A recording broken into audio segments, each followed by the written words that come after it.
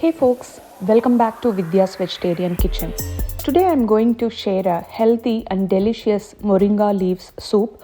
For this, we need to pressure cook 2 cups of fresh moringa leaves, cleaned and stems removed, 5 to 6 shallots, 1 tablespoon veg bouillon paste or cube, and 4 cups of water.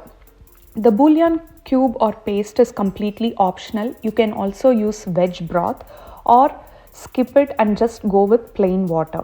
Now mix this gently and pressure cook for 4 whistles.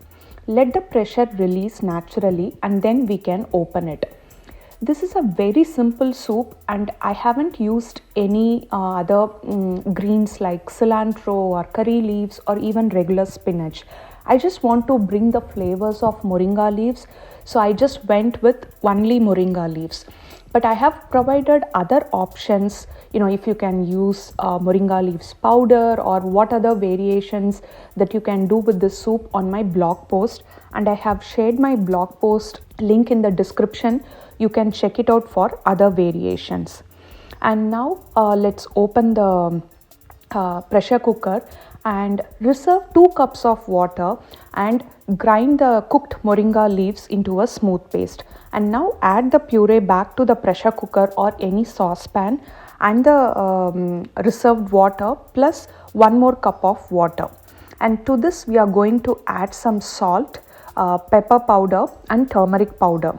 If you are using the veg bouillon paste, it might have salt, so add accordingly. Add cautiously. If needed, you can always add more when serving.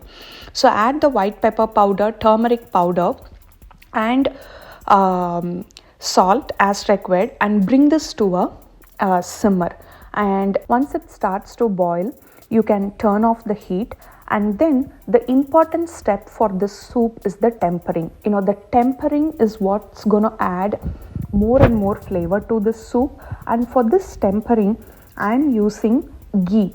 But you can also use coconut oil for a vegan version. So heat 1 tablespoon of ghee and temper 2 teaspoons of cumin seeds and 2 dried red chilies broken into small pieces. And when the cumin seeds sizzle, you can add this to the soup and that's it. The soup is done. This is more like simple rasam also, without any rasam powder or other spices.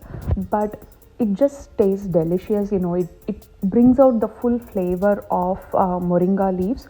Do give it a try. And like I said, you can find all the variations and substitutions on my blog. Do check it out and I'll see you soon in another video.